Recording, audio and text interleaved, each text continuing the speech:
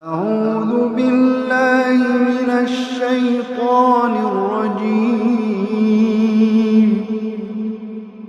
بسم الله الرحمن الرحيم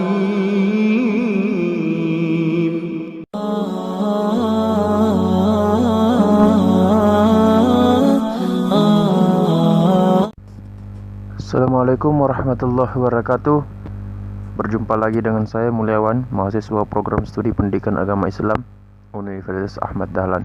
Baik adik-adik sekalian, pada kesempatan ini kita akan melanjutkan pembelajaran kita, yaitu di bab 2, rezeki Allah. Adapun yang akan kita bahas, yang akan kita pelajari pada kesempatan ini adalah memahami isi kandungan Quran surah Quraisy dan Quran surah Al-Insyirah.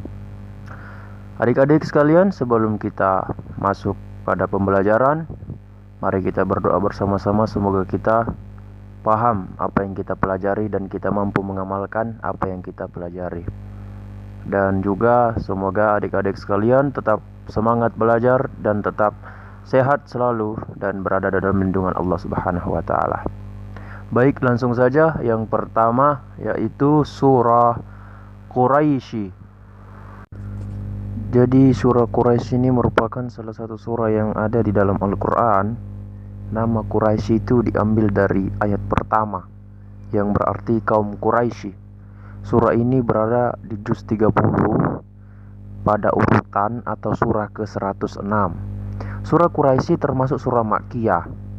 Kenapa dikatakan surah Makkiyah? Karena diturunkan sebelum Nabi atau Rasulullah SAW hijrah ke Madinah. Atau sederhananya, surah Makkiyah itu surah yang diturunkan di Mekah. Jadi surah Quraisy ini turun di Mekah sehingga dinamakan atau disebut surah Makkiyah. Nah, untuk lebih jelas sebelum kita membahas kandungan dan artinya, mari kita teman-teman sama-sama mendengarkan bacaan dari surah Quraisy ini. Bismillahirrahmanirrahim. Li'ilafi Quraisy ilafihim rihlatash shita'i was-shayf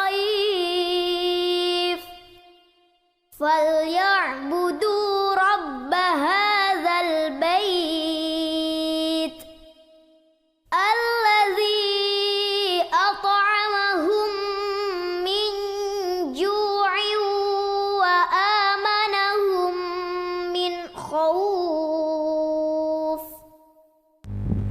Adapun arti dari surah Quraisy ini, yang pertama li'ilafi Quraisyin, karena kebiasaan orang-orang Quraisy, ilafim rihlatash shita'i was-shayf, kebiasaan mereka bepergian pada musim dingin dan musim panas, berdagang di musim dingin dan di musim panas. Falya'budu rabb hadzal bait, maka hendaklah mereka menyembah Tuhan pemilik rumah ini. Artinya pemilik rumah ini maksudnya Ka'bah, yaitu Allah Subhanahu wa taala. Allazi at'amahum min ju', yaitu yang telah memberi makanan kepada mereka untuk menghilangkan rasa lapar, wa amanahum min khauf, dan memberi rasa aman mereka dari ketakutan. Jadi itu arti surah Quraisy. Adapun kandungan dari surah Quraisy ini, yang pertama, jadi kandungan surah Quraisy ini pada ayat yang pertama itu menjelaskan tentang kebiasaan orang Quraisy yang menjalankan perekonomian dengan berdagang. Jadi masyarakat Mekah, khususnya di area Ka'bah pada saat itu, di tempat Rasulullah, itu mereka melakukan atau memiliki mata pencaharian selain menggembala atau beternak, juga berdagang. Nah, suku Quraisy itu sendiri merupakan suku yang besar di Mekah, suku yang besar. Bahkan Rasulullah SAW itu lahir dari suku Quraisy. Nah, jadi Abdul Muthalib itu Abdul Muthalib, kakek Rasulullah, adalah pembesar suku Quraisy. Jadi memang dari dulu suku Quraisy itu dikenal besar, dikenal hebat di Mekah pada zaman dahulu.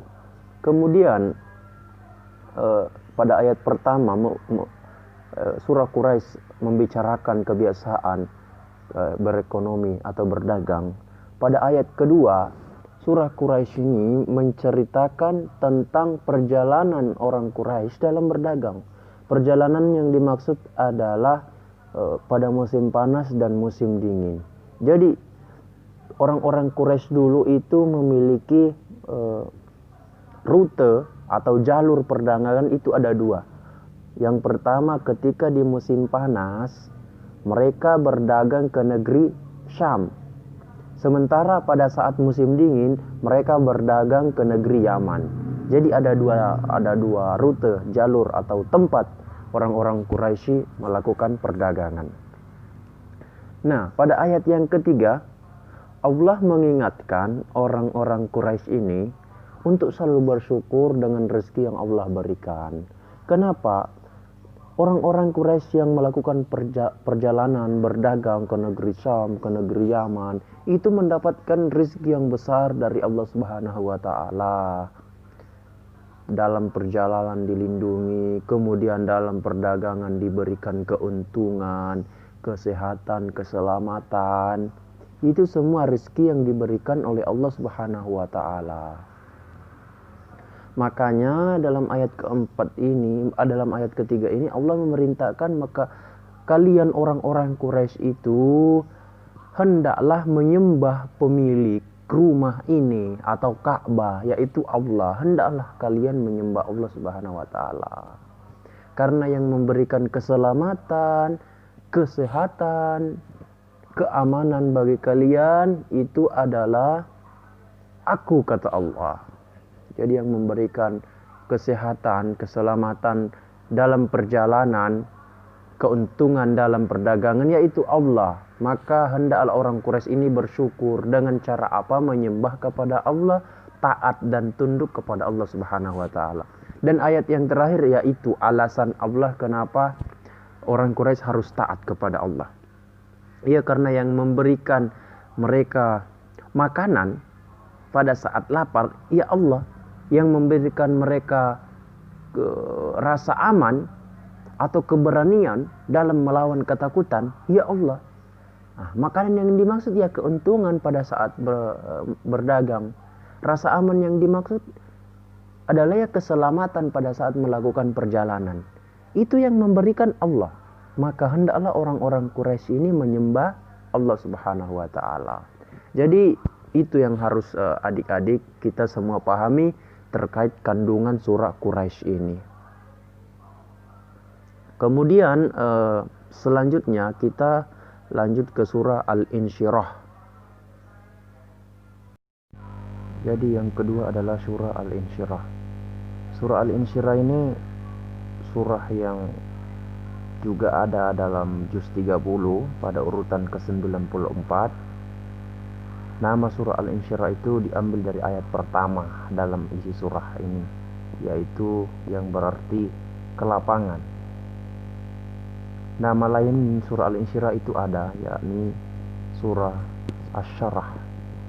Surah Al-Insyirah juga memiliki 8 ayat dan termasuk dalam golongan surah Makkiyah, sama seperti surah Quraisy tadi ya teman-teman.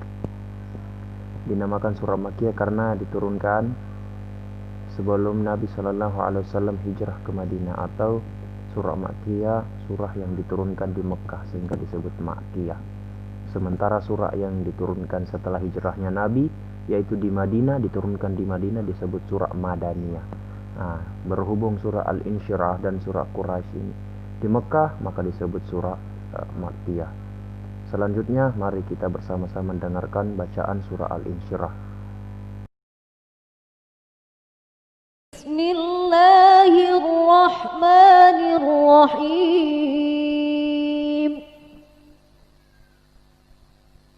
Alam nashrah laka sadrak wa wada'na 'anka wizrak الذي أنقض ظهرك ورفعنا لك ذكرك فإن مع العسر يسرا إن مع العسر يسرا فإذا فرغت فانصب وإلى ربك فارغب. Adapun artinya, bukankah kami telah melapangkan untukmu dadamu dan kami telah menghilangkan daripada bebanmu yang memberatkan punggungmu dan kami tinggikan sebutan namamu. Karena sesungguhnya bersama kesulitan itu ada kemudahan. Maka apabila kamu telah selesai dari satu urusan, kerjakanlah dengan sungguh-sungguh urusan yang lain dan hanya kepada Tuhanmu lah hendak berserah. Adapun kandungan surah Al-Insyirah pada dasarnya sama dengan surah Quraisy, mengandung atau membicarakan tentang nikmat. Kandungan surah Al-Insyirah adalah menjelaskan tentang nikmat yang diberikan oleh Allah Subhanahu wa taala kepada Muhammad sallallahu alaihi wasallam. Nikmat itu ketika Rasulullah ingin dihibur karena Rasulullah selama ini pada saat itu mengalami kerisauan. Kalau bahasa gaulnya itu galau. Kemudian turun ayat untuk menghibur Rasulullah sallallahu alaihi wasallam bahwa ketika kita mengalami kesulitan, maka dalam kesulitan itu ada kemudahan. Sehingga Rasulullah merasa semangat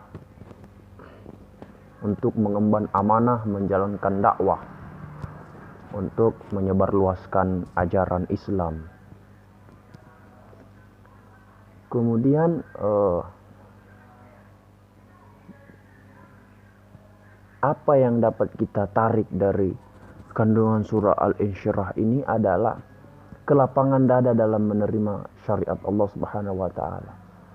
Dibersihkannya beban-beban masalah beliau atau dosa-dosa beliau. Beliau yang dimaksud adalah Nabi Muhammad sallallahu alaihi wasallam. Nabi Muhammad tidak punya dosa ya teman-teman ya. Kemudian ditinggikan derajat beliau sallallahu alaihi wasallam oleh Allah Subhanahu wa taala. Dan yang terakhir adanya kemudahan dalam setiap kesulitan. Nah, ini semua juga merupakan nikmat Allah Subhanahu wa taala. Bahwa meskipun Allah menguji kita dengan kesulitan, tapi dalam kesulitan itu terdapat kemudahan. Ketika kita menghadapi masalah, maka dalam masalah itu sendiri ada solusi. Itu adalah nikmat yang diberikan oleh Allah Subhanahu wa taala kepada kita yang tidak terhitung, yang tidak bisa dinilai, yang tidak bisa ditukar dengan uang. Oleh karena itu, sebagai kesimpulan pada saat setelah kita mempelajari dua surah ini, bahwa nikmat atau rezeki dari Allah Subhanahu wa taala tidak mesti berupa uang, tidak mesti berupa jabatan, tapi banyak rezeki atau nikmat Allah Subhanahu wa taala yang semestinya, yang seharusnya kita syukuri. Mulai dari nikmat kesehatan, mulai dari nikmat keselamatan, bahkan nikmat dalam merasa nyaman, merasa aman, itu semua nikmat Allah Subhanahu wa taala. Jadi itu ya teman-teman, semoga kita selalu rajin belajar karena itu juga merupakan nikmat. Saya kira itu, mudah-mudahan kita paham dan bisa mengamalkan isi dari kandungan kedua surah ini. Lebih dan kurangnya mohon dimaafkan. Assalamualaikum warahmatullahi wabarakatuh.